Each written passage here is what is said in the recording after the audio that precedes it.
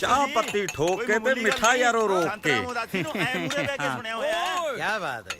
ਉਹ ਜਿਹੜਾ ਸਾਡੀ ਬੀਹ ਵਿੱਚ ਦੇਵੀ ਨਾ ਤੂੰ ਹੋਕਾ ਮੰਗਦਾ ਰਹੀ ਵੇ ਸੂਰਜਾ ਕਮੀਆਂ ਦੇ ਵੇਲੇ ਉਹ ਜੀ ਸੱਪ ਸਾਹਿਬ ਚਾਹ।